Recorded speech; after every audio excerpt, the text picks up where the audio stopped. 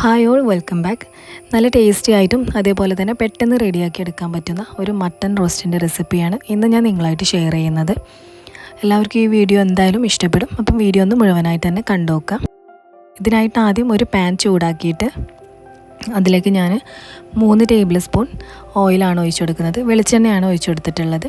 ഇനി ഇതിലേക്ക് 2 ഏലക്കായയും ചെറിയ കഷ്ണം പട്ടയും കൂടെ ചേർത്ത് കൊടുക്കുക. പിന്നെ ഒരു 1/4 ടീസ്പൂൺ ചെറിയ ജീരകവും ചേർത്ത് കൊടുക്കുക. പിന്നെ ഒരു 4-5 ഉണക്കമുളകും കൂടെ ചേർത്ത് കുറച്ച് കറിവേപ്പിലയും കൂടെ ചേർത്ത് നന്നായിട്ടൊന്ന് മൂപ്പിച്ചെടുക്കുക. ഇനി ഇതിലേക്ക് ചെറിയ ഉള്ളിയും സവാളയും കൂടെ ചേർത്തിട്ട് നന്നായിട്ടൊന്ന് മിക്സ് ചെയ്തെടുക്കാം. ആവശ്യത്തിനുള്ള ഉപ്പും കൂടെ ഈ ഒരു സമയത്തിൽ ചേർത്ത് കൊടുക്കാം.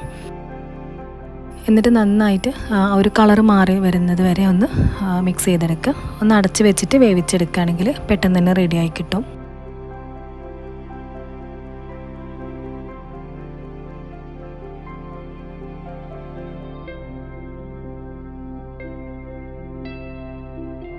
കളറൊന്ന് മാറി വന്നതിന് ശേഷം ഇതിലേക്ക് 2 ടീസ്പൂൺ ഇഞ്ചി വെളുത്തുള്ളി ക്രഷ് ചെയ്തതും കൂടെ ചേർത്തിട്ട് നന്നായിട്ടൊന്ന് വഴറ്റിയെടുക്കുക. ഒരു പച്ചമണം മാറുന്നത് വരെ ഒന്ന് വഴറ്റിയെടുക്കുക. ഇനി ഇതിലേക്ക് മസാലപ്പൊടികളൊക്കെ ചേർത്ത് കൊടുക്കാം. അതിനായിട്ട് 1/4 ടീസ്പൂൺ മഞ്ഞൾപ്പൊടിയും 1 ടീസ്പൂൺ മുളക് പൊടിയും കാശ്മീരി മുളകാണ് ഞാൻ ചേർത്ത് കൊടുത്തിട്ടുള്ളത്. 1.5 ടീസ്പൂണോളം മല്ലിപ്പൊടിയും 1 ടീസ്പൂൺ കുരുമുളക് പൊടിച്ചതും 1/2 ടീസ്പൂണോളം ഗരം മസാലയും കൂടെ ചേർത്തിട്ടുണ്ട്. എന്നിട്ട് നന്നായിട്ടൊന്ന് മിക്സ് ചെയ്തെടുക്കുന്നുണ്ട്. നിങ്ങളുടെ കയ്യിൽ മട്ടൺ മസാല ഉണ്ടെന്നുണ്ടെങ്കിൽ അതും കൂടെ ചേർത്ത് കൊടുക്കുകയാണെങ്കിൽ കുറച്ചുകൂടെ ടേസ്റ്റി ആയിരിക്കും.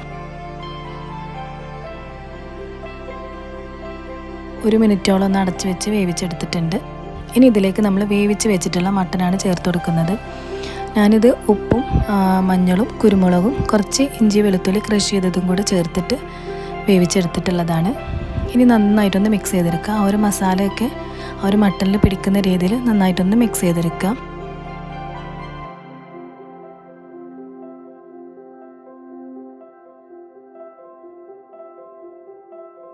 ഈ ഒരു സമയം ഇതിലേക്ക് തക്കാളി പേസ്റ്റാക്കിയതും കൂടെ ചേർത്തിട്ട് നന്നായിട്ടൊന്ന് മിക്സ് ചെയ്തെടുക്കാം.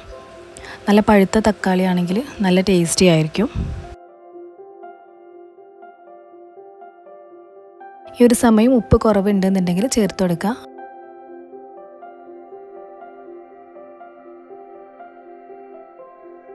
ഇനി ഇതിലേക്ക് 1 കപ്പ് തേങ്ങാപ്പാൽ കൂടെ ചേർത്ത് കൊടുക്കുന്നുണ്ട്. 1-ാം പാൽ 2-ാം പാൽ എന്നൊന്നുമില്ല, ആകെ ഒരൊറ്റ പ്രാവശ്യം ഒഴിച്ചു കൊടുത്താൽ മതി. തേങ്ങാപ്പാൽ ചേർത്ത് വെക്കുമ്പോൾ ഈ ഒരു മട്ടൺ റോസ്റ്റിന് നല്ല ടേസ്റ്റി ആയിരിക്കും. ഇതിലേക്ക് അവസാനമായിട്ട് കുറച്ച് കറിവേപ്പിലയും കൂടെ ചേർത്തിട്ട് നന്നായിട്ടൊന്ന് മിക്സ് ചെയ്തെടുക്കുന്നുണ്ട്. ഇതിലേക്ക് ഞാൻ കുറച്ച് വെളിച്ചെണ്ണയും കൂടെ ചേർത്ത് കൊടുത്തിട്ടുണ്ടായിരുന്നു. അതിൻ്റെ വീഡിയോ മിസ്സായി പോയതാണ് കേട്ടോ. അപ്പോൾ ഈ ഒരു നല്ല ടേസ്റ്റി ആയിട്ടുള്ള മട്ടൺ റോസ്റ്റ് റെഡി ആയിട്ടുണ്ട്. ഇത് ചോറിൻ്റെ കൂടെയോ ചപ്പാത്തിയുടെ കൂടെയോ പൊറോട്ടയുടെ കൂടെയോ അപ്പത്തിൻ്റെ കൂടെയോ എല്ലാത്തിൻ്റെയും കൂടെ നല്ലൊരു കോമ്പിനേഷനാണ്. അപ്പോൾ എല്ലാവരും ഒന്ന് വീട്ടിൽ ട്രൈ ആക്കി നോക്കുക. ട്രൈ ആക്കി നോക്കിയിട്ട് എന്തായാലും ഫീഡ്ബാക്കൊക്കെ ഒന്ന് അറിയിക്കണേ.